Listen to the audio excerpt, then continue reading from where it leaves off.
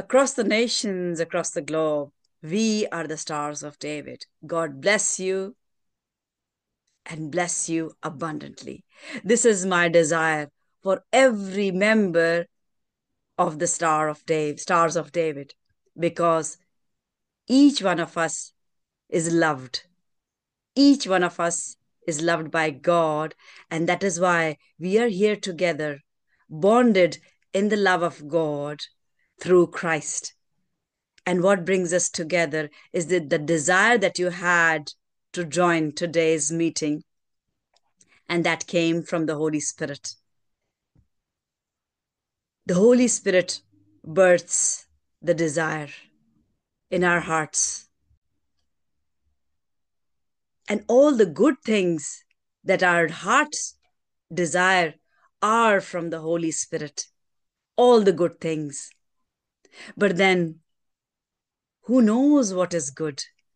Who knows what is good and what is bad? The scripture tells me we do not even know what is good. Because if we knew what is good, we will always choose what is good for us.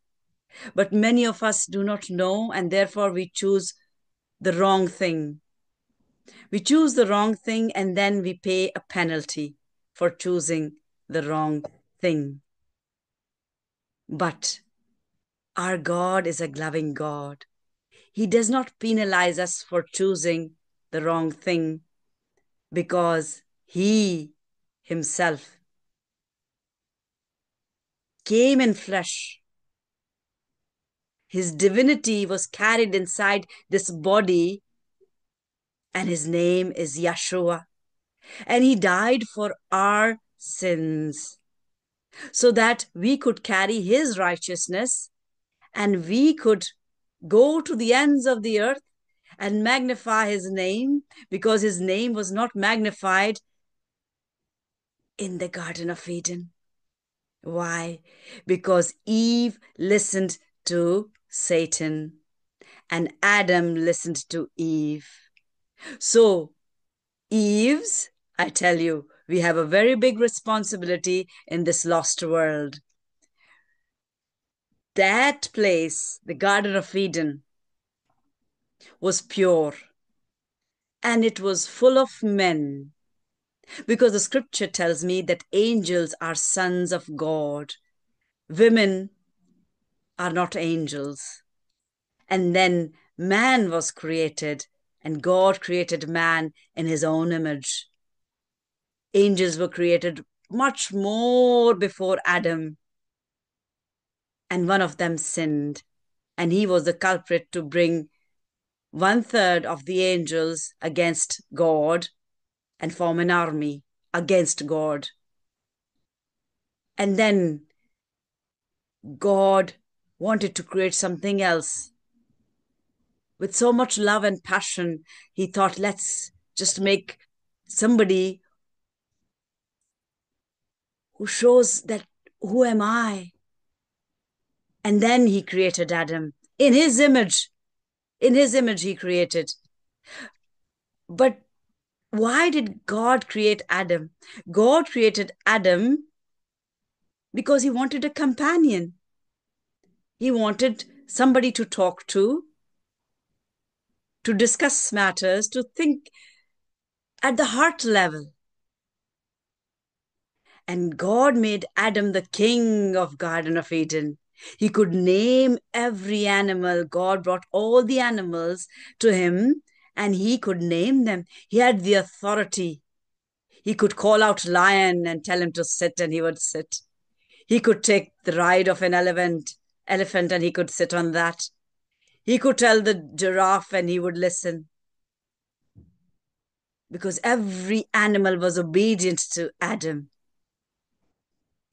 But then he saw that they have peers, and I don't have a peer. And when God would leave him, he would be left alone. And God sensed that, because God has compassion. He understands. And that is what Jesus showed, a compassionate heart, an understanding heart who understands. And so He created Eve, And the scripture says he made man and woman in his image. That image does not have a body. That image is the nature of God. The nature of God is the image that we were made in. And that image is supposed to be carried by every man and woman who desires to be called a child of God. And that image is the image of Jesus. When God looks down at us, way above, sitting on his throne, he's holy. He's very holy. He cannot see anything who's sinful. And therefore he banished Adam and Eve, lest he burn them in his anger there and then, because they have become unholy. But his love chased us. His Holy Spirit chased us till he found a man who would listen to him and be obedient. Because the first man was not obedient. He was supposed to lead Eve into obedience and not be led by Eve into disobedience. And therefore he chased a man. Year after year after year, he chased a man who would be birthed, who would listen to me and be obedient, and not follow Eve and be disobedient and become a disobedient couple. Because he had faith in his creation. He had faith in his creation because Adam's lungs carried the breath of God as he breathed into his nostrils the breath of life. And that life made a dead stone. He was made of clay. Alive being. And from that alive being, when he had compassion and he thought, when I'm away, he is alone, let me create something different whom nobody has seen. From my imagination, I'll create something different. And there was one who was different from everybody in that Garden of Eden, from all the animals, from all the angels, from Adam, and she was named Eve. Different, beautiful. But she did not obey. And more so, the in charge did not obey God. So Jesus, when he shows the nature of God and he has compassion, and whoever has compassion and an understanding heart carries the divine nature of God, and God looks at that person, and that pleasing aroma of a compassionate heart reaches his throne. So who has the most compassionate heart? That person could be an unbeliever, not a follower of Christ, but that person's heart is sending an aroma, and God is smelling that aroma, and then he's quickening the laborers in the field. Go to that nation, go to that woman, go to that man, minister to that man. I am this, his heart is a pleasing aroma to me. Tell that person about Christ. Tell them that there is no one who can reach me because I have shown them the way. Then that way, the name of that way is Yeshua. Jesus is his name. And Jesus said, I am the way, the truth, and the life. And no man cometh unto the Father but by me.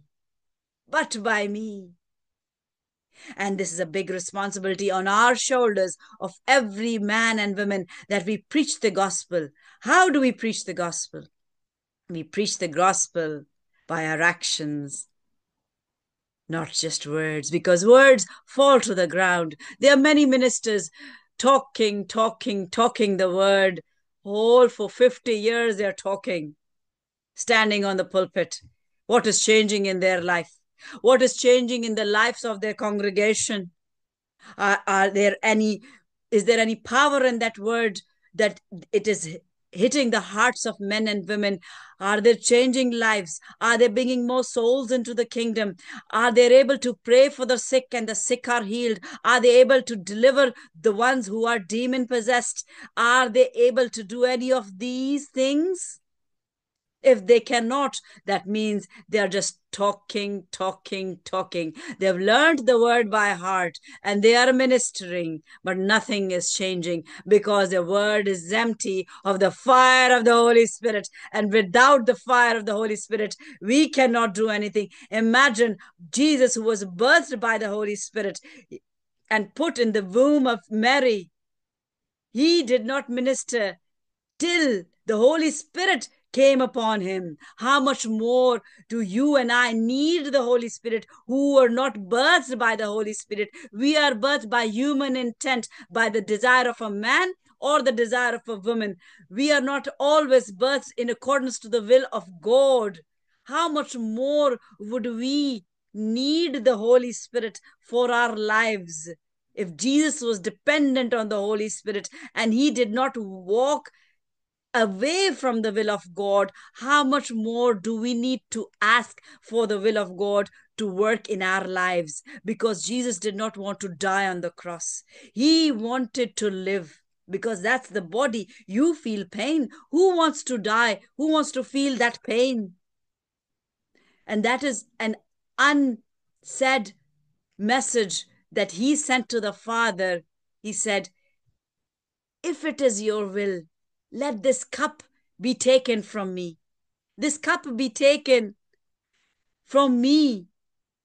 That means Jesus did not want to die, but still he was honoring the will of God. And God had discussed it with him when Jesus used to go and pray on the mountain. In his body he could see the future was planned and shown to him, and he knew what will happen. He could see the body on the cross, and therefore he was trying to plead on that night in Galilee, in when he was sitting in the Garden of Gethsemane. He was pleading and he was crying, or tears, and they were becoming blood, because he could sense that pain that his body would feel. And he said, let me ask this last moment, is there a way?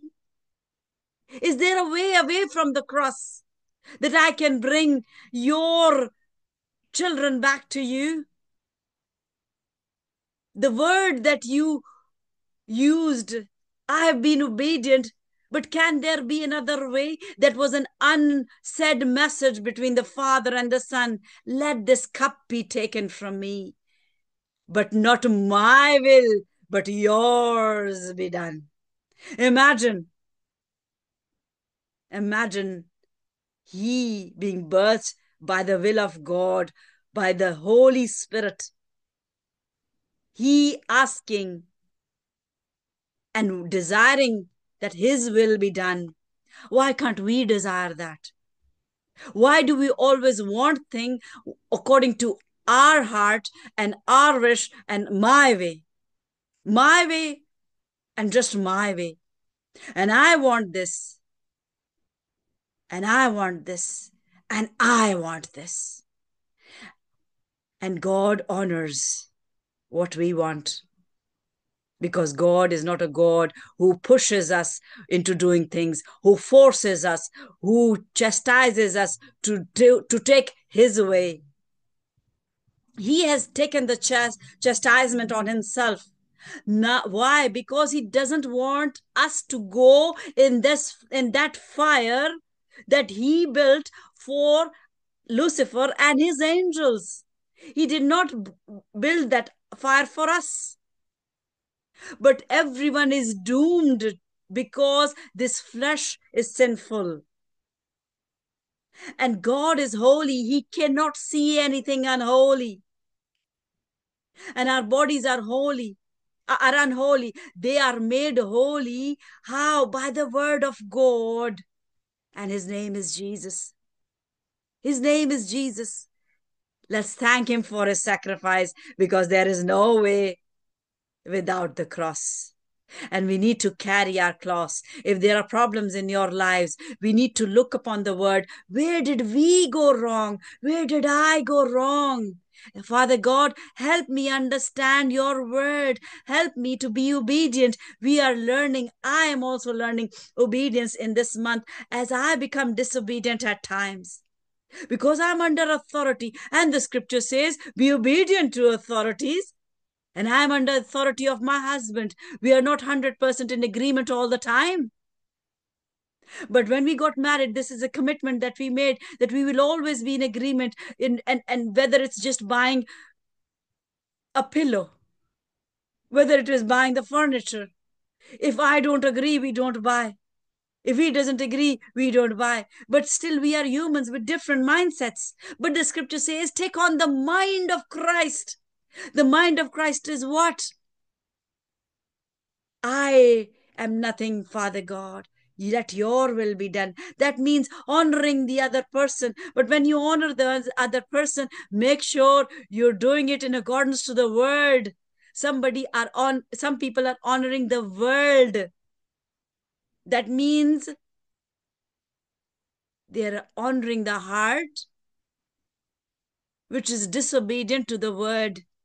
I repeat, they're honoring the heart, which is disobedient to the word. Which heart is that? For example, I say very boldly now, I fear no man, because I fear God, and his name is Yahweh. The Pope is leading many astray because he blesses the couples who have joined in the same-sex marriages. He calls them to church and he blesses them. Women and women can marry and he will bless them. And man can marry and he can bless them, because he takes the word and he uses the word against the word, just like Satan.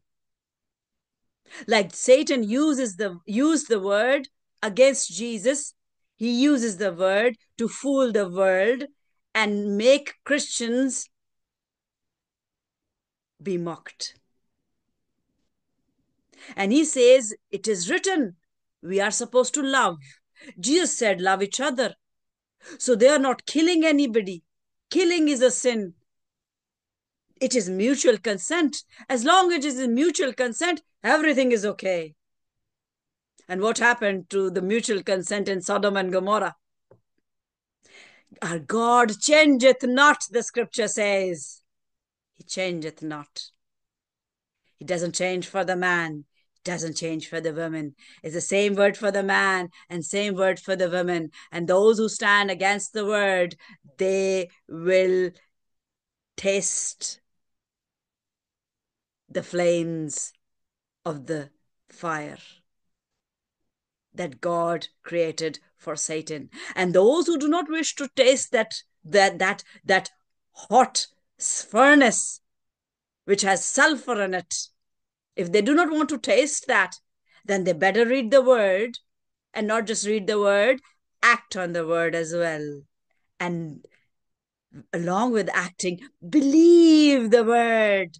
That when it says, whatever it says, it is yes and amen. Yes and amen. Because God cannot lie.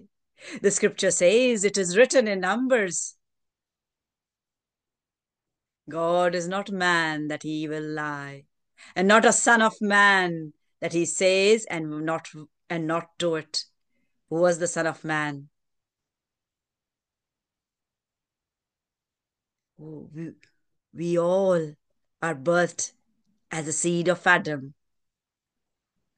But Jesus was a son of God. And he's called the son of man as well, because he carried the flesh, that sinful flesh. And that flesh died for us, so that he could pay the price of obedience, that Adam had to be obedient, and he had to tell Eve, don't eat. And if you have eaten, I will not eat, because I need to be obedient. So obedience takes us to a place where where Jesus is, that he got the throne. And what are we? The scripture says we will become heirs to the throne.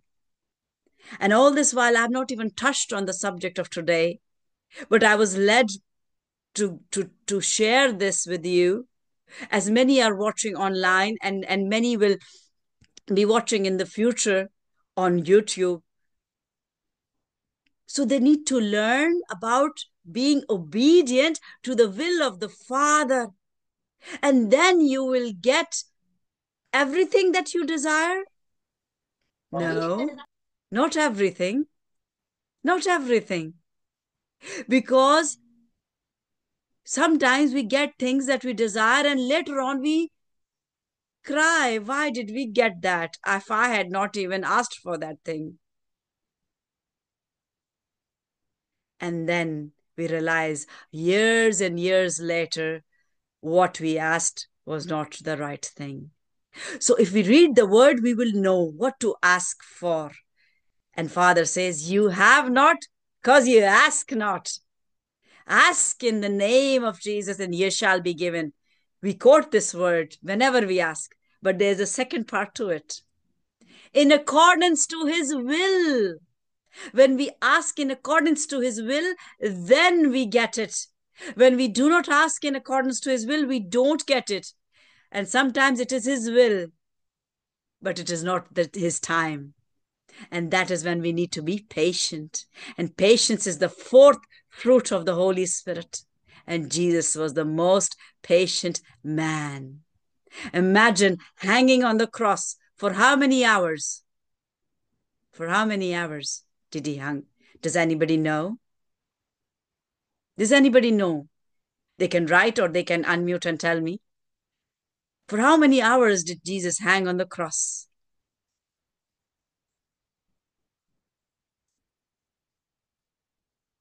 For 6 hours. For 6 hours. Yes, Brother Mahmoud has just written 6 hours. And 6 is the number of man. He was created on the 6th day. And there's another mention of the number 6. That's in Revelation. 666.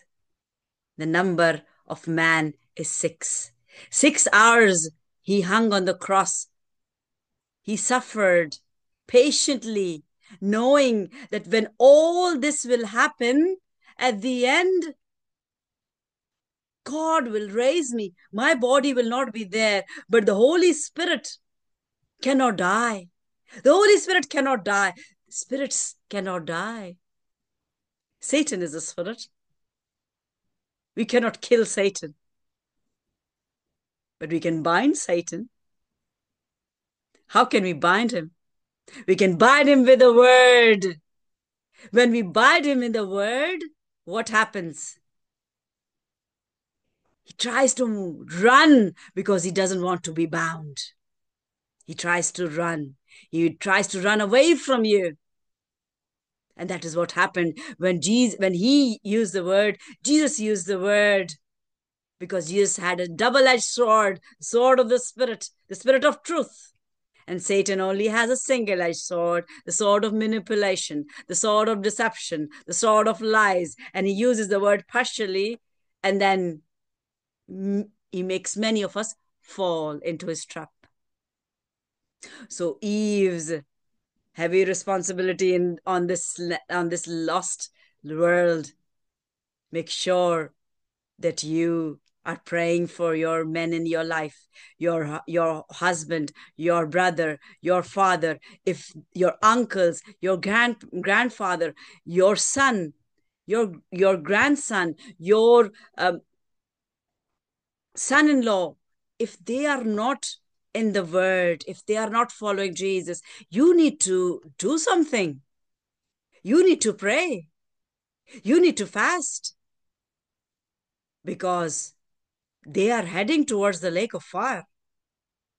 And do you desire that for your loved ones? Because a Proverbs 31 woman is a very strong woman. She can do anything with tears. She can do anything with tears. She can call heaven on earth. She can call heaven on earth. So make sure that you become a Proverbs 31 woman. And I left two questions today in the group. Who, and this is from the women and not from men, who desires to be respected? And everyone would give me one answer. Every woman desires to be respected. And the same question is for the man. Who desires to be respected? Every man desires to be respected. But then I ask the women, who desires to be praised? Of course, you desire to be praised. Men also desire to be praised.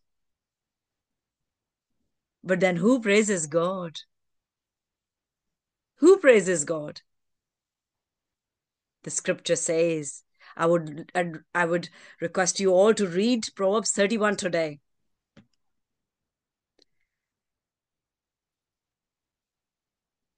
It's a beautiful chapter on how God wants a woman to be, and written by whom?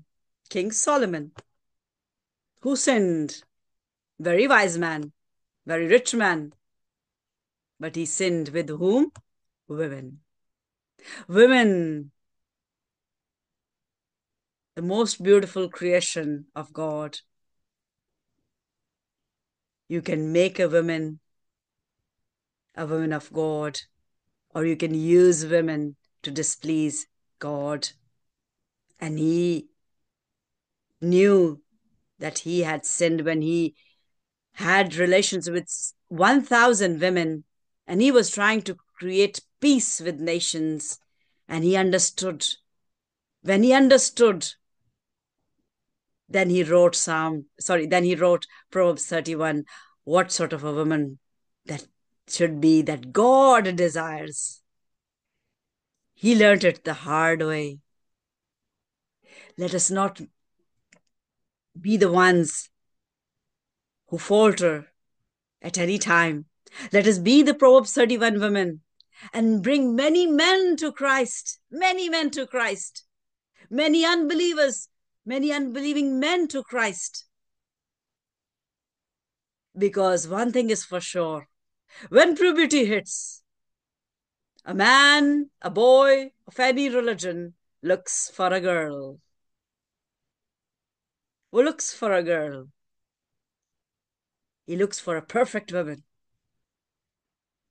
But perfect woman was Eve. He was supposed to make sure that she is obedient. And now in this lost world, we are supposed to make sure that we are praying, because we don't have authority over the man, even an unrighteous man. We don't have the authority, but we have the power of prayer. Power of prayer. Power of prayer.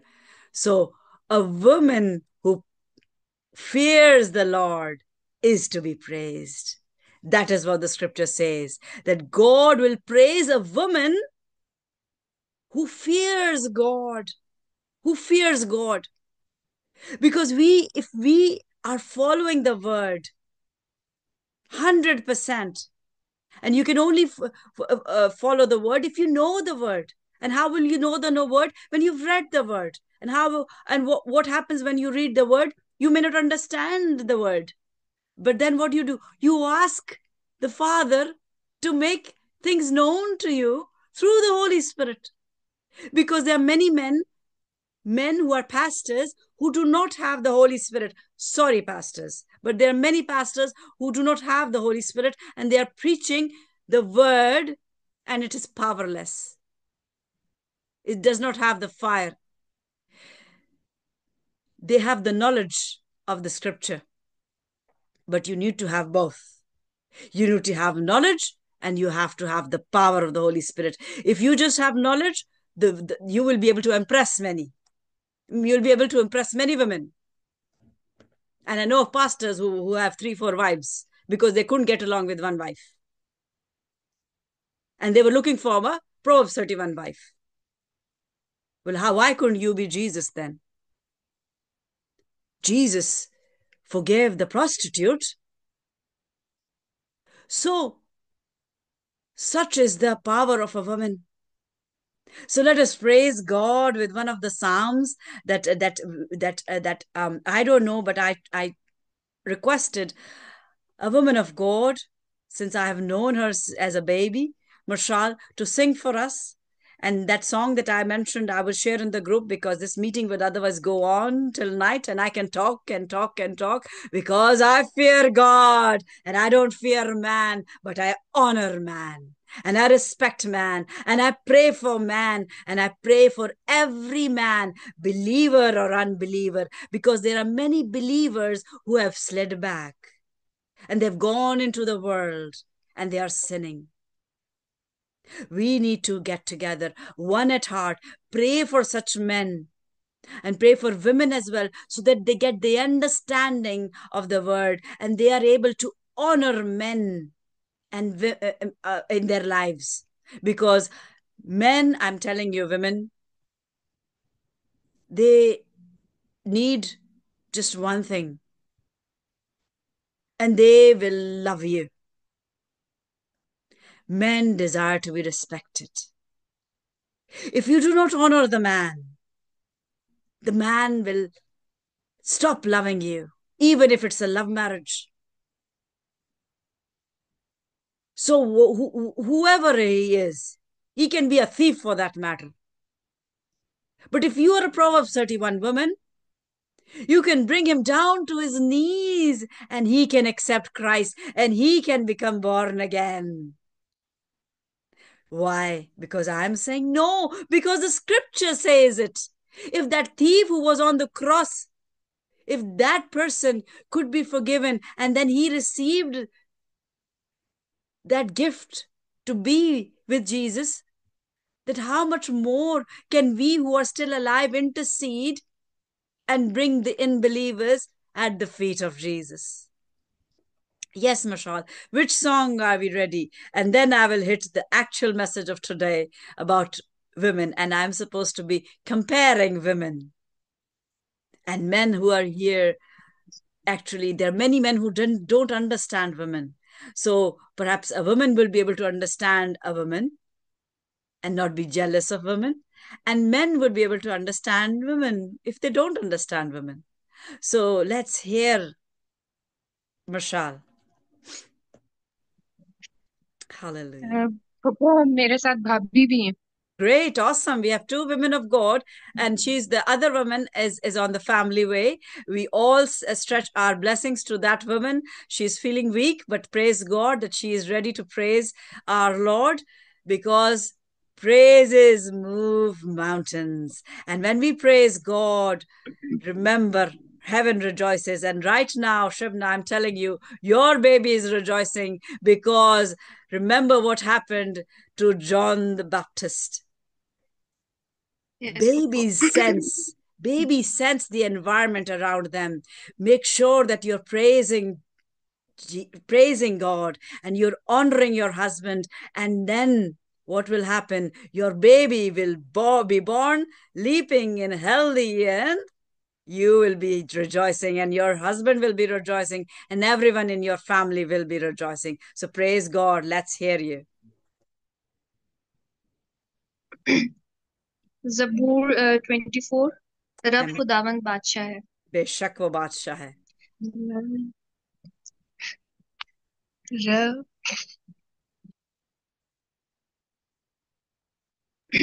बादशाह है, ओ जनादा ऊंचे करो सिर दरबार, ऊंचे हो सब दारों, ऊंचे करो सिर दरबार, ऊंचे सब दारों, जान जलादा बादशाह सिर तक रब खुदावंद बादशाह है. ओ जलादा बादशाह है, ये जलादा बादशाह कौन है, कौन बादशाह का मालदार। ये जलादा बादशाह कौन है, कौन बादशाह का मालदार। रब जो जंग विच है जोरावर, ओ बादशाह जलादा। रब खुदावंद बादशाह है, ओ जलादा बादशाह है। ऊंचे करो सिर दरवाजे, ऊंचे हो सब दारों। ऊंचे करो सिर दरवाजे, ऊंचे हो सब दारों। जान जलादा बादशाह रे, सिर तद ऊंचे करो। रब खुदावंद बादशाह है, ओ जलादा बादशाह है। ए जलादा बादशाह कौन है, कौन बादशाह का मालदार। ए जलादा बादशाह कौन है, कौन बादशाह का मालदार। लश्करां दा रब यहोवा, ओ बादशाह जलादा। Yes. रब खुदावंद बादशाह है, ओ जलादा बादशाह है। अमैन। बेशक रब खुदावंद बादशाह है, वो जलाल दा बादशाह है। जलाल, ग्लोरी। जलाल के जो ट्रांसलेशन है, it is glory, and that is the glory that covered Adam and Eve, and they did not require clothes. That means we did not have this body. It was a different body, and that was just light, pure light, pure light. Because God is holy and his glory covered Adam and Eve. How beautiful must they be? Our eyes can't see the spiritual world. But when God opens the eyes of someone, that person is able to see angels and demons as well, because we're in the flesh. And what does the flesh do? The flesh sins. The flesh sins. We sin every day, every single day. If somebody says that I do not sin, then that means you become Jesus. Because Jesus did not sin. Yet for 30 years, he had to show his obedience towards the Father in the flesh. And then when the Father had tested him for 30 years, then the Holy Spirit came upon him and he was ready to preach for 3.5 years. And the scripture says that the miracles were so many that if every miracle was written down, there would not be room on earth for those books. And the scripture also says that the latter rain would be more glorious, more tremendous than the first one. That means, imagine if that time is called the first rain, and just before the coming of Jesus is the latter rain, then we are in the latter rain. So be ready, be expectant. One of our stars of members, woman, is expecting. If we don't expect, how can we receive? She's expecting, and she will deliver a baby in the name of Jesus and for the glory of God, because they had a holy matrimony and they are in a covenant with God. That is why it's called holy, because it is by mutual consent. under the umbrella of the will of God. And they are supposed to have this covenant be made stronger each and every day. And God will be magnified when we make our bonds stronger. God is not magnified when our bonds are loose. God is not magnified. God is not magnified when our bonds are loose. God is only magnified when our bonds get stronger. When the bond of Adam and Eve got stronger in the sin, they were banished from his presence. So now, when bonds, those couples who are bonded in the spirit and they are in agreement, they can bring heaven on earth. Why? Because we are made in pairs. That is what God did not design, but this is what God felt looking at Adam. And then he saw the desire of man and his loneliness while he's away. Because God was not always present with Adam. Remember, they sinned while he was not there. And that is what God desires, because he is not a Hitler who wants to have a CCTV placed on us all the time. Although he knows. Whether he is watching or is not watching, he knows it. He can smell sin, but he will not look at sin. If he had looked at sin, that the bodies that they developed, these sinful bodies were present in the Garden of Eden. If he had opened his eyes, they would have perished with fire because of the holy rays that came from the eyes of God. He did not see. That is why he said, "Where are you?" So that when Adam says, "Here I am," he could at least accept where he is. And he was at the lowest place, the place of sin. And God had smelled, and therefore he said, "Where are you?" Because he wanted him to accept, but he did not accept the mistake. God can smell sin. He knows what is sin, but he does not sin. That is the quality of God, that he does not sin. And that is the quality we see in Jesus. He did not sin,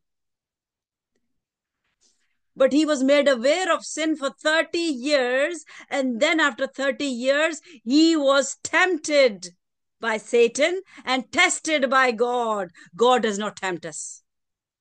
God never tempts us. He tests us with fire so that we are purified in the body.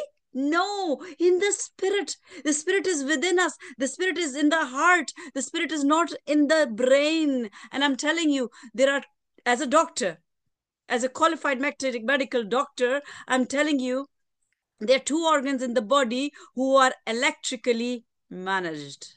Electrically. By electric currents. Rest of the organs are mechanical. If these two organs shut, we die. One is dependent on the other. Which two organs are these who are electrically run? The brain and the heart. These two organs are electrically run. The rest are mechanical. The kidneys are mechanical. There is no electric current. The gut is mechanical. There is no electric current. The lungs are mechanical. There is not electrical current. But heart and brain they have electric currents in it. But what is the beauty of heart and what is the beauty of brain? The heart is the most beautiful organ of a body. I'm not talking about how it looks. I have seen the heart. I've seen the human heart. I have dissected dead bodies to learn the anatomy. I'm not talking about the looks of the heart. The heart has the Spirit, the Holy Spirit, if you have it.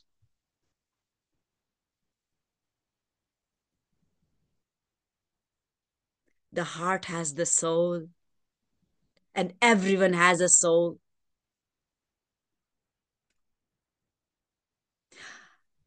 Was there a soul in the Garden of Eden? There was no soul. There was Adam and Eve, and they were spirits. And they were Holy Spirits. But when they sinned, they developed a soul.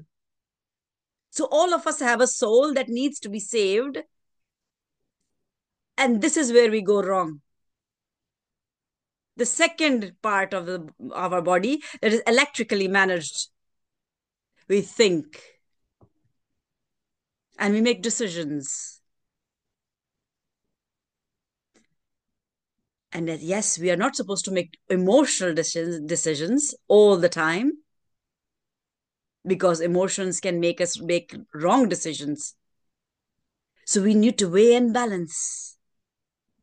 So the Word and the Spirit, Holy Spirit, is very important to make decisions.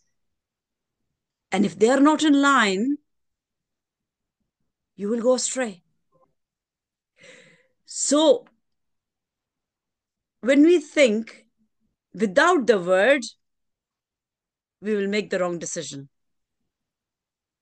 When we keep the Word in our decisions, every decision, the decisions we make will be in line with the Word, and then God will bless that decision, and you will make a good decision, and you will not regret that decision.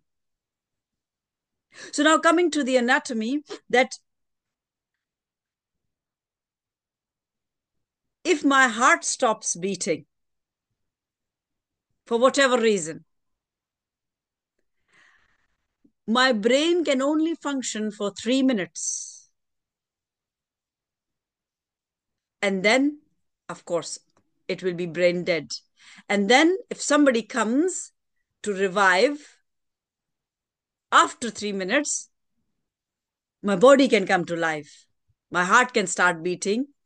My lungs can start working. But then I've become brain dead. Such is the dependency of the brain towards the heart. But what happens if I become brain dead? Then that means I'm alive, but I don't recognize anybody. And that is what is happening in UK. We have many dementia centers. As people age, they don't remember their relatives. They do not remember what they did. They don't remember anything. The lives are increasing. The life expectancy in UK is increasing because of good medicine that is created by knowledge that came from the knowledge from the tree of knowledge. So we are making good medicine so that we live longer. But what is the point of that life when we don't recognize each other? We are 100 and we don't recognize each other, and we are just like a zombie sitting. That is no life. I'll be rather dead or young than live to that age and become a zombie, not knowing my own self, not knowing the ones around me. So the heart may be pumped and brought back to life, but the body is dead without the brain. And the brain can work, keep on walking, make the body walk around, go anywhere. Dementia home people walk out of the dementia homes sometimes. Sorry, not the dementia homes. They are restricted from homes, from people's homes. We hear all the time that my wife went and she is now not lost because she went out from the house, or my husband is lost. She's demented. He's demented, and they don't know where they are. So the heart is beating, but they don't know where they are. So both are important. Both are important. But the heart, if it is dead, then the spirit is dead. The spirit is dead because you're a walking, talking body who does not recognize anybody. So we are making medicines for the body so that we live longer without the spirit, without recognizing each other. So the heart carries the spirit, the Holy Spirit. That is where the soul lies. And therefore, the soul needs to be saved. If our soul is not saved, then what will happen to that soul when that soul leaves the body? That as soon as we die, we become a spirit because we have a soul inside our body. A soul makes a decision. Should I do this or should I do that? Is this good or is that good? So when you're so saved, and when I say I'm saved, that means I'm making decisions in line with the word. So are you making in line? Make sure that we read the Bible and we make our decisions in line with the word. So coming with a short message of today. And this was just so all of you understand the importance of obedience, which is this month that I'm teaching as I'm learning myself. And I'm telling you, I'm not 100% obedient. If I'm 100% obedient, then I've become Jesus. And then I can say, get up and walk, and the blind will see, and the deaf will hear. But I'm working towards that I'm 100% obedient and I'm 100% in agreement with my husband, because this is what God desires: agreement. Agreement not to sin, agreement to glorify God, agreement for miracles, because this is an evidence-based world and people look at things and believe. People want to look at their x-ray reports and what did the doctor say here, especially the literate countries. Let me see what is written. Explain it to me. In Pakistan, actually, it's a good thing because there many people do not want to understand. They say, doctor, you whatever is best, do that for us. So they make the decision to the doctor. Here, they don't leave the decision to the doctor. There's a thing called informed consent. And if the patient does not agree, the doctor has no authority. Well, there's a consent in Pakistan as well, but that's a forced consent. Everything is not, the patient doesn't understand everything or hardly anything at times. The doctor takes the decision and he says, this is what I will do. And is it okay? And the patient says yes, whether he understands or he doesn't understand. So as we our evidence become more literate, we become more evidence based. Tell me, make me understand, and then I will believe. But how can you make someone understand when you say, let the blind see and the blind see? Human intelligence, science cannot make anybody believe, cannot make anybody understand that. But people will believe. Who will believe? Who will see? Because I know of a man who has the gift of miracle of making the blind see. And there are people in this group, and I will not name and time will tell, who are being blessed. And as we continue to pray and as they continue to be obedient, God will use them to make the blind see. Some will be used to make the deaf ear open. Some will be used to walk over the lame. And some may even be used to make the dead come to life. But not all dead. If all dead are woken up, then there'll be chaos. Already there are 8 billion plus population in this world. And this world is so small that now the elite are thinking of making another planet, another place like Earth, so that we can go and inhabit there. And that's Mars. But that's not possible. That's just for their own publicity, for their own praise. Why don't people give that money to Nigeria, to Africa, and other countries of the world who do not have enough and children are dying there? Why populate a planet with oxygen which has no oxygen? Why not give to children who are dying?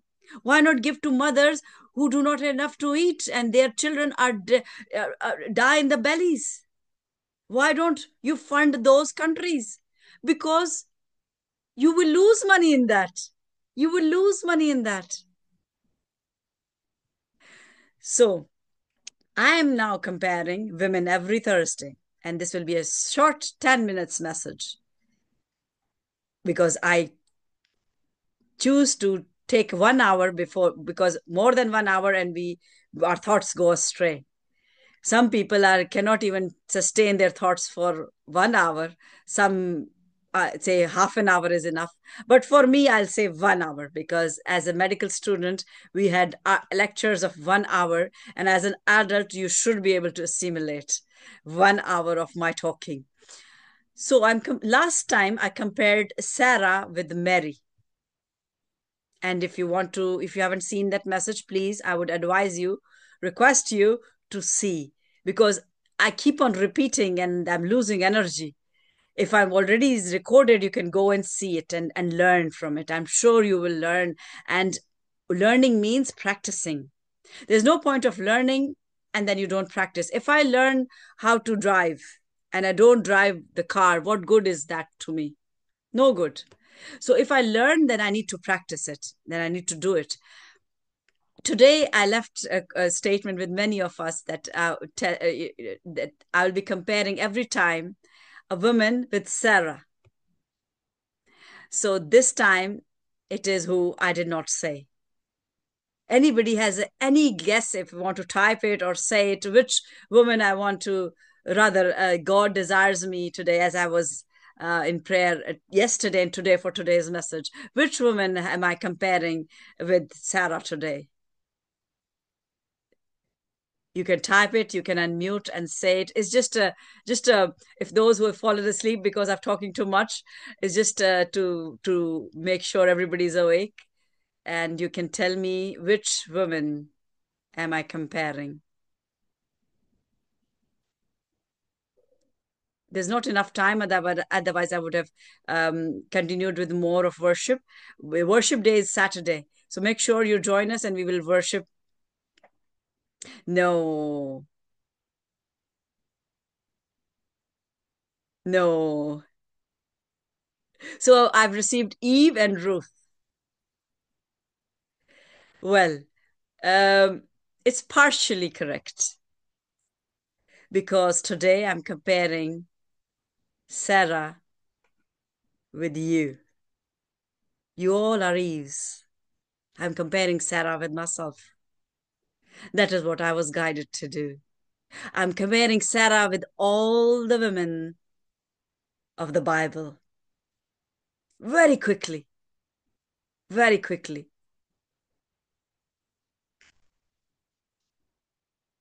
Abraham was blessed. And God said, I will make your generation like that of stars in the sky or the sand. And both cannot be counted. The grains of sand cannot be counted. The stars cannot be counted. Such will be your seed. That was a promise. The promise was with a man. Why? Because God was testing man. One man after another. One man after another. How many men will listen to me and not listen to Eve and be disobedient?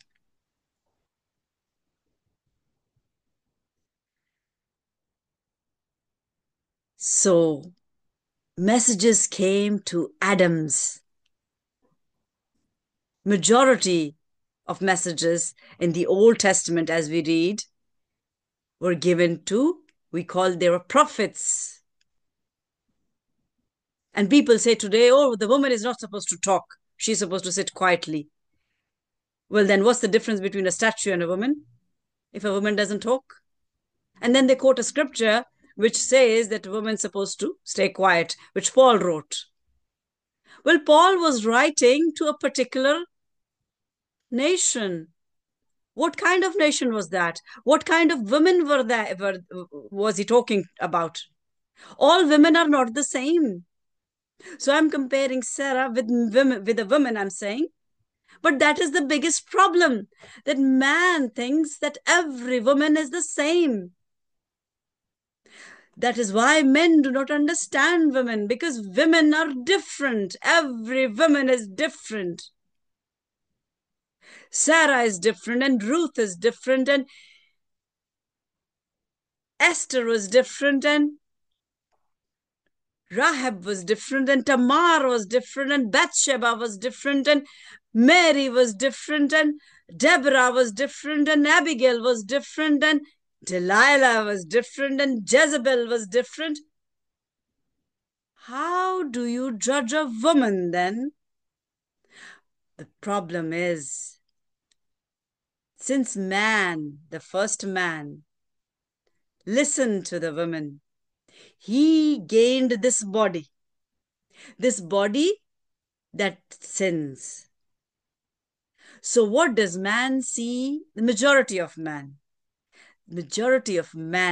look at the face, the outer beauty.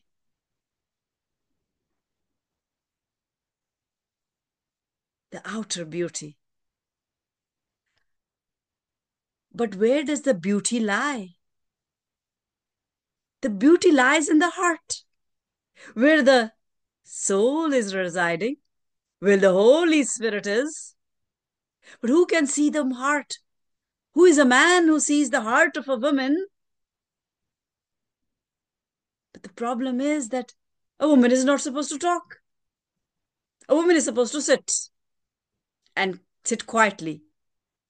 So as long as a woman is sitting quietly and she obeys 100% to everything that a man says, right or wrong, she's the best woman in the world. So is she a woman or a cow? Is she a woman or a statue?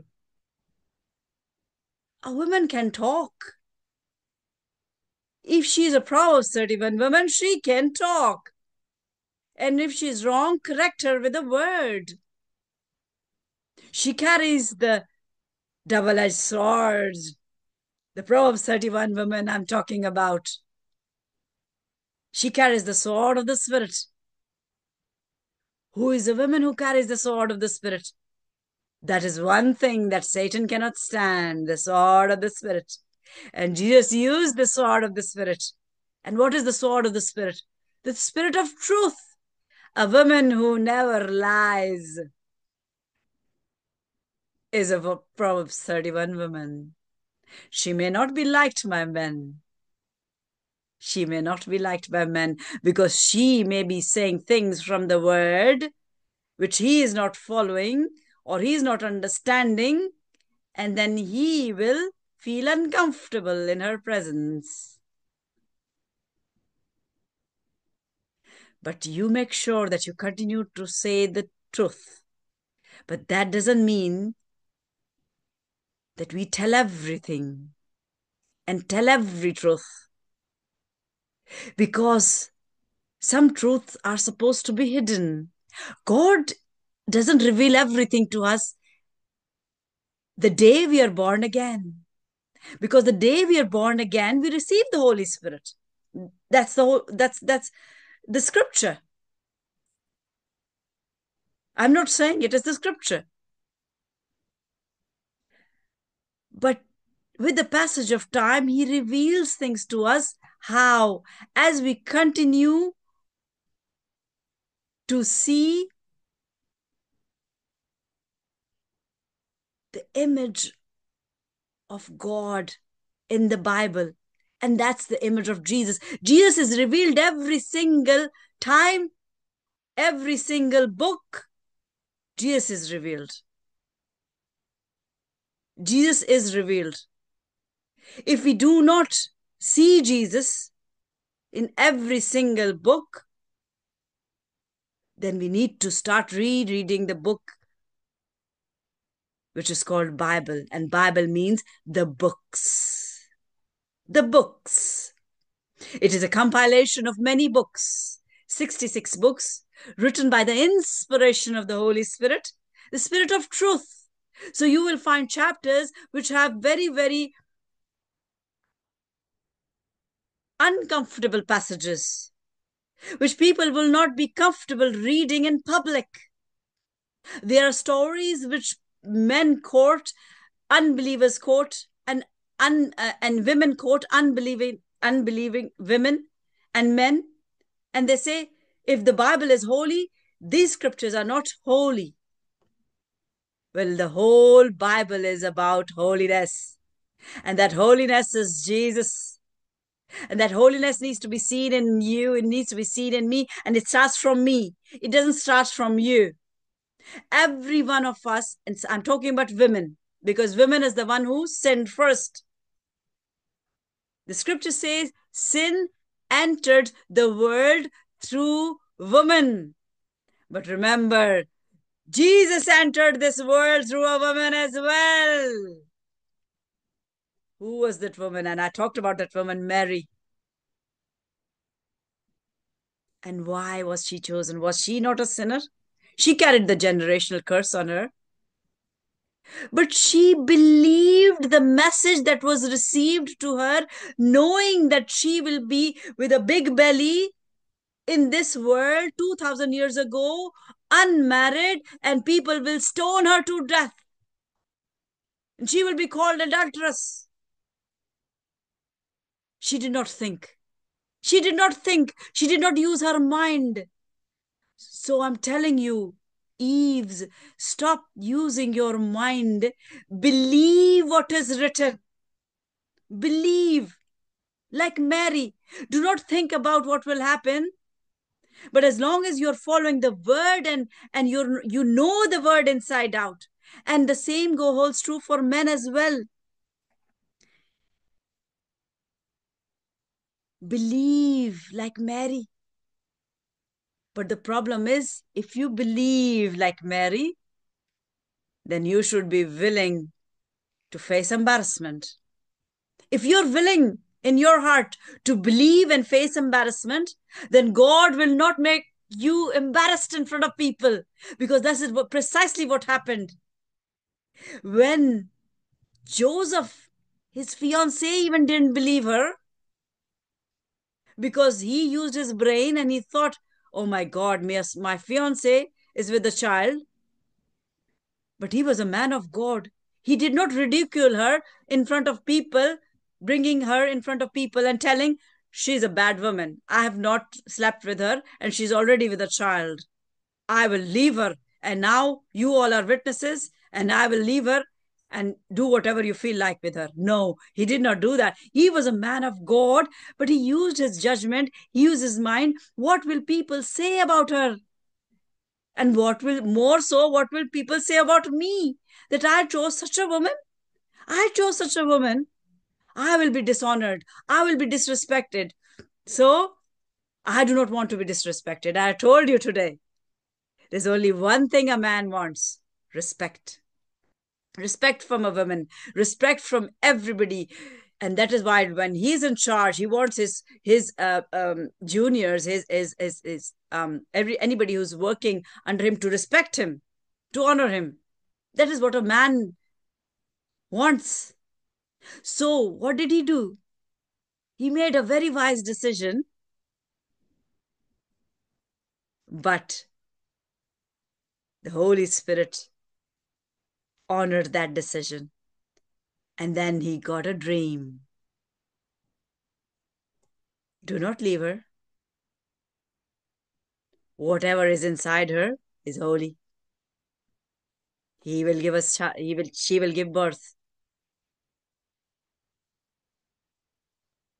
So make sure your life is holy and you're walking in the word. And if you're making a decision that is not in line with any man,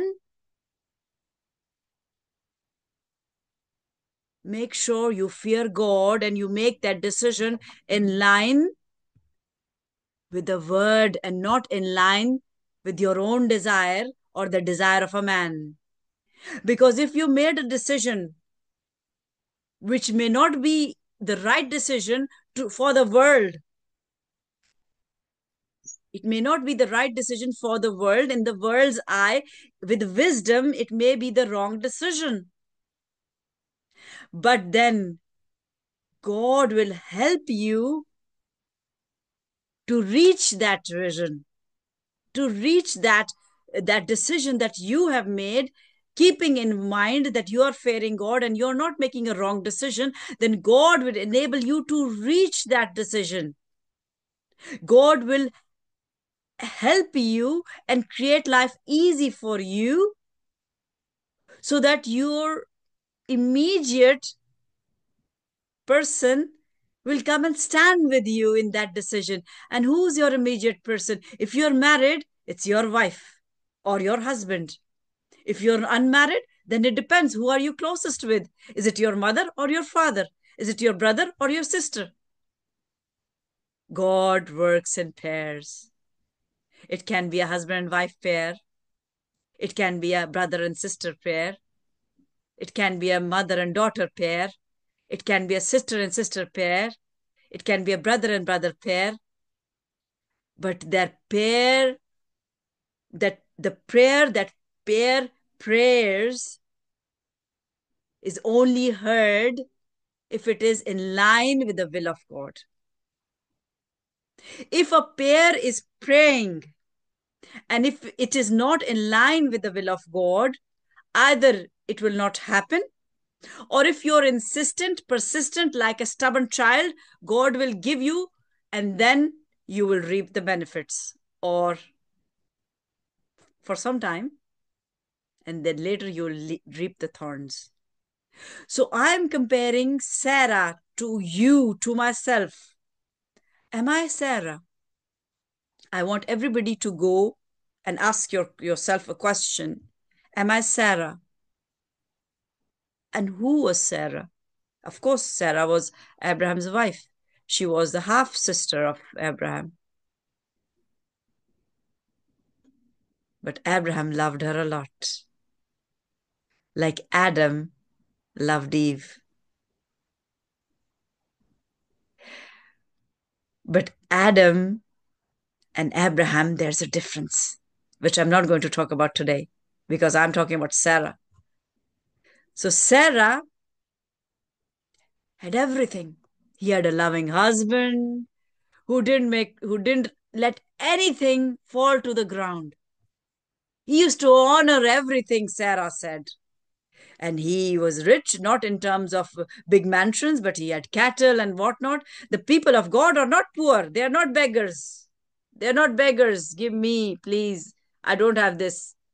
They don't go around begging, because our God is the one who gives us money to have a better life, but not to have a life full of wrong things, that we go in a casino and spend all the money because I have money. So Sarah had everything except one. She did not have a child. But the promise was with Abraham. Abraham believed. First, he questioned, how can that be possible? But he believed. He believed. So, Abraham now is like who? Is like Mary. He's like Mary. He's believing. He's not seeing it. Abraham is not seeing it. Why? Because he's what? His wife is 90, way past the childbearing age. He is also old. He cannot bear children, because man can produce children much more in his old age as compared to a woman. A woman is considered old at 50, and generally said that do not try to have children after 50. And people have gone beyond that, and they are still in the process of having children. How can someone have children? Because the woman has spent all her life in education and trying to gain a career in Hollywood or Bollywood, and now she's ready for a pregnancy. But this was not the plan of God. So Abraham did what Mary did. He believed. even at that age when he did not have the testosterone which is responsible to produce the germs that are supposed to carry life. And there were no eggs in Sarah. So basically, there was no life in either of them.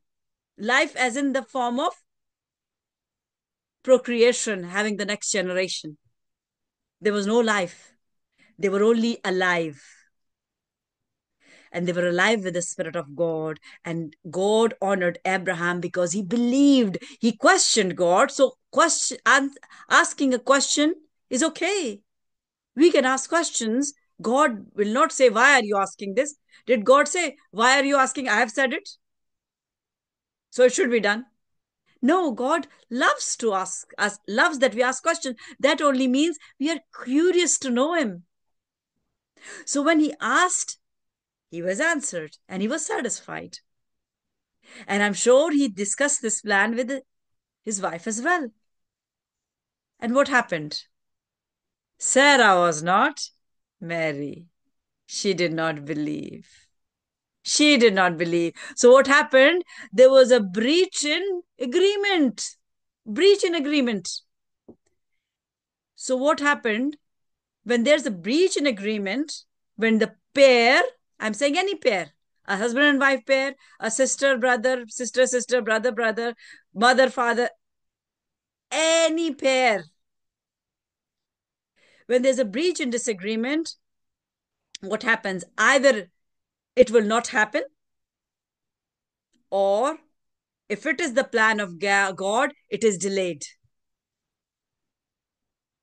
So Isaac was supposed to come next year. Abraham believed. Abraham told the wife. Wife believed. But then she started using her mind. How can it be? I'm 90. Surely this is not possible. Perhaps God wants to use another woman. And I love Abraham so much and I'm willing to nurture his child. Let me give Hagar to Abraham. And then I will raise a child for Abraham. I love him so much. Both of them loved each other. God honored that couple, and the generations to follow are called by that name, the God of Abraham, Isaac, and Jacob. Sarah doesn't come in because she did not believe. She did not believe. But she is now the mother of many. Why? Because she loved Abraham so much. She was willing to do anything for him, even get another woman and make her pregnant with her husband to have a child. She was willing to do that. She loved him like crazy. Yes, we are supposed to love. That is what the scriptures say. But then again, I repeat, Pope says that same-sex marriages are okay. It's love. But I'm telling you, people, love has boundaries. The limitless boundary is only God's love. And that is seen on the cross. So he's nailed on the cross. That is the love that we have seen. Now, no one can love more than that. That is why the scripture says, although now abideth faith, hope, love, these three, but the greatest of these is love. But who can love like God? Who can love like Christ? Can we? Can we love this neighbor's child more than my own child? But that is what Abraham did. Because Sarah laid a plan and both of them loved each other, he agreed to the plan as well. He said, it's a good idea. Perhaps God wants it this way. Because God only said, I will in I will bless your seed. So Sarah is a good plan. It will be my seed. And this is what happens. I give a lot of advice to my husband as well. And some advice he takes and some advice he doesn't.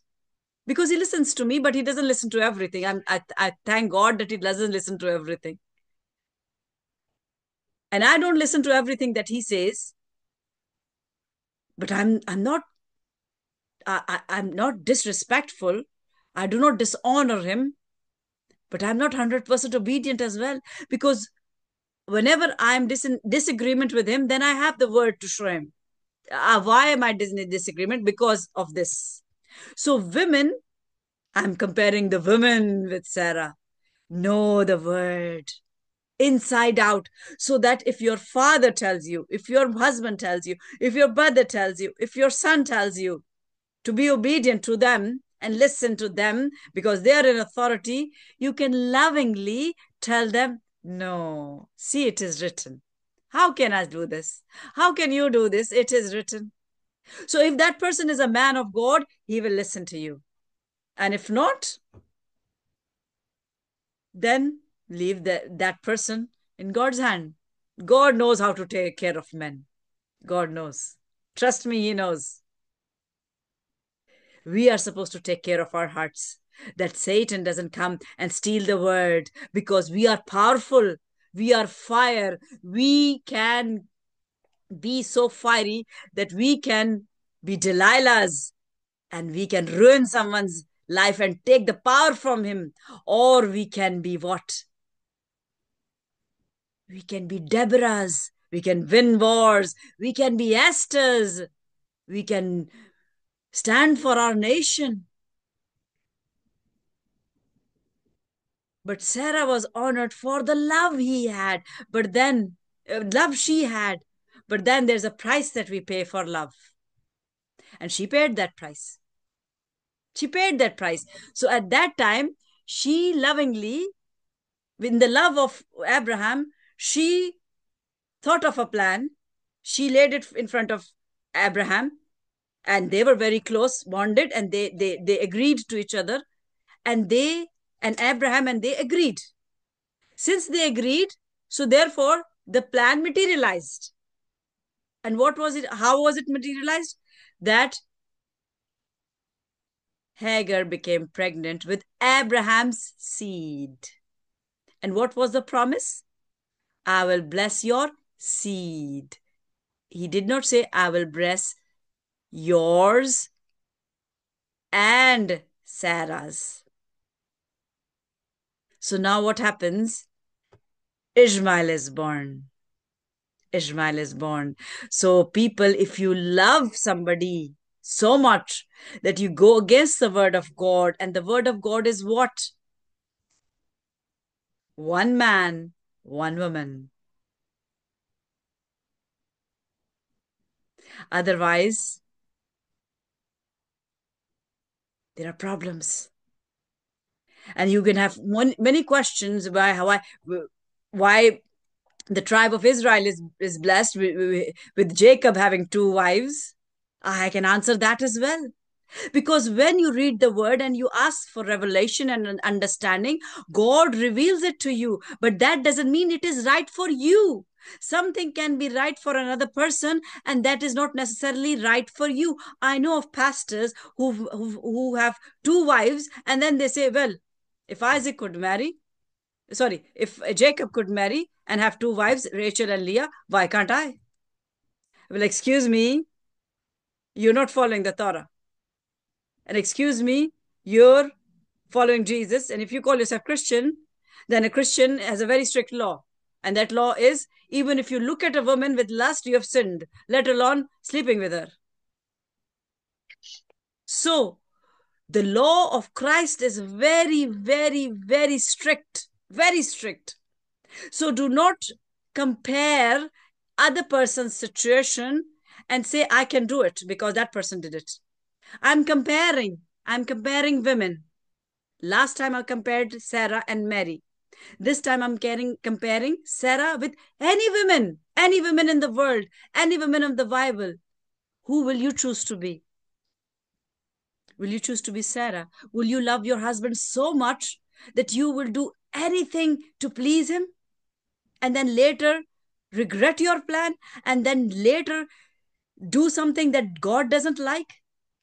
That she kicked the child and the mother out. But God had mercy on her because she was a maid. She had no decision making power of her own. She was just a maid, and a maid at that time had to be obedient to the master, and she just obeyed.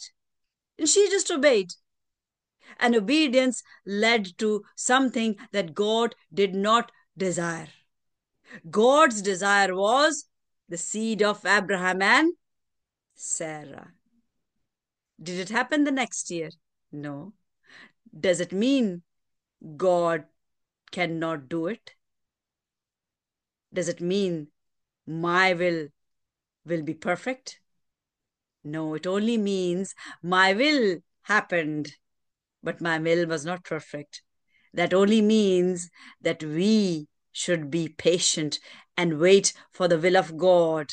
And what happened with the impatience of Sarah, and with the wisdom of Sarah, and with the agreement of the pair, the blessing was delayed. How many years? That is your homework. The baby was supposed to come. Isaac was supposed to come next year, and check how many years did it take for Isaac to come. God punished Sarah. God punished Sarah because firstly, she was the one with the idea,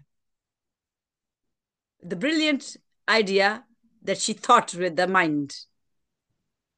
But later on, her heart ached. Why? Because I'm telling you, to a man, the most precious is a child. And when a woman has a child, the child becomes most precious. And then Sarah started feeling neglected because she thought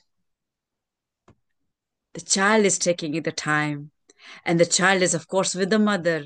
She's feeding her child. And now he's spending most of the time with them, and he doesn't spend time with me. So jealousy crept in, and jealousy made her kick Hagar away. But God is true and faithful to his promises. God is true. Whatever sin you make, if God has committed, if God has said it, and that he will do. Because in Jeremiah said, I'm waiting and watching that my word is fulfilled. It will never return to me unless and until it does what it has sent for. And what was God and what was Jesus sent for? Jesus is his word. It was sent for peace. Peace for what? We don't see any peace. There are wars all around. There are walls in houses. First World War, Second World War, and Third World War is around the corner. He was sent for peace of the heart, peace amongst peers. Do you have peace with your pair? If you do not have peace, and if your pair is not in agreement with the word, then you better find a peace. Then you better find a pair who agrees with you. Because if you fall for a pair like Delilah, then you will lose your strength. And if you fall for a pair like Jezebel, your life will be miserable. If you fall for a pair like Sarah, she will make you sin. If you fall for a pair like Abigail, she will be very wise. Are you acting what your name is? Names have meanings. Look up for what your name means and see at your own self. I'm telling you to compare yourself with Sarah today and see if you're carrying what your name means. Is your personality reflecting your name? Is your surrounding, are you acting out your name in a fashion that your surrounding is becoming peaceful? Because that is what we as Christians need to do, create peace. Peace. So this message has gone more. It's 1.5 hours almost. But This was the need of the hour because I need to let the word out. I do not have time. I'm telling you, I sleep for 4 hours. There's so much work to do. So much work to do. The field is white, it's ripe, it's ready. The workers are few. So, anyone who's listening or will listen in the coming days, weeks, they will learn and they must practice so that they have peace of heart. And peace is the third fruit of the Holy Spirit. Love, joy, peace.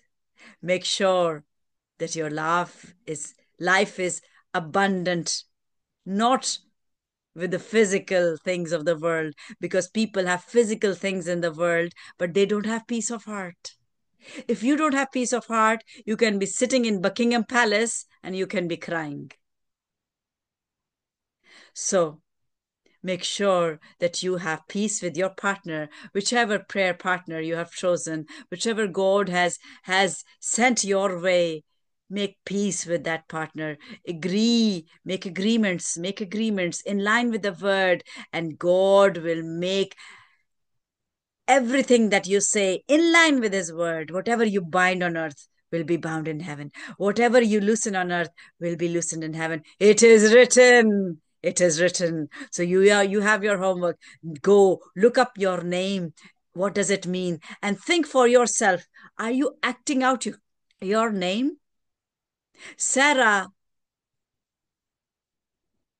means princess of multitudes. So she thought, I'm a princess. I can do anything. No, a princess also needs to follow the word and listen to the Holy Spirit and not jot out a plan of her own wisdom and then lay it forward and then become a sinner. God will do what he has thought of. We do not have to help God. We do not have to help God. There are men and women who think we need to help God. No, I can't help God. You can't help God. God is enough able to make the stones praise.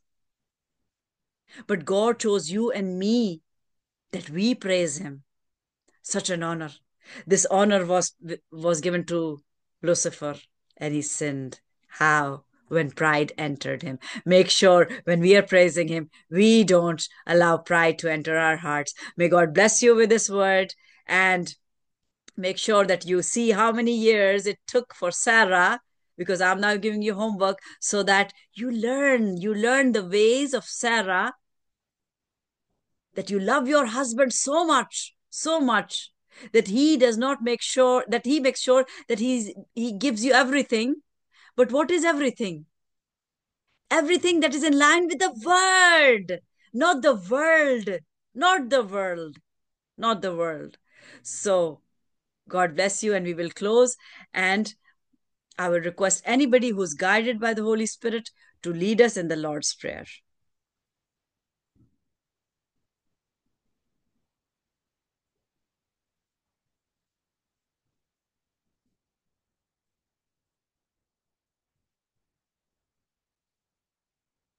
Anybody? Anybody? Let us not delay. We make God wait, and God waits patiently. We are testing his patience. I request you, don't test his patience. His patience is already gone aboard, and he's given us extra time. Let us pray to our Father. Let us pray. Our Father, who art in heaven, hallowed be thy name. Thy kingdom come, thy will be done on earth as it is in heaven. Give us this day our daily bread, and lead us not into temptation, but deliver us from evil. For thine is the kingdom, the power, and the glory forever and ever. Amen and amen. Amen. Glory to God and blessings to you. May the peace of God be around you, surround you, and be inside you. Because when you have peace inside, only then you will be peaceful in any storm, in any storm. And the storms may rage, and you will be rejoicing. You might be sad, you might feel uncomfortable, but Jesus felt uncomfortable on the cross, but he was at peace because he knew, I am being obedient and I will get a new body. And he's coming with that new body, and we will be given that new body, and we will be victorious. We are victorious when we take his name because we have been told to be more than conquerors, and we are when that word is fire on our lips. Till tomorrow. And tomorrow we meet in the morning, and in Pakistan it'll be afternoon. So 1:30, no, sorry, 2 p.m. Pakistan and 9 p.m. UK. I'll see you tomorrow. God bless you. Bye-bye.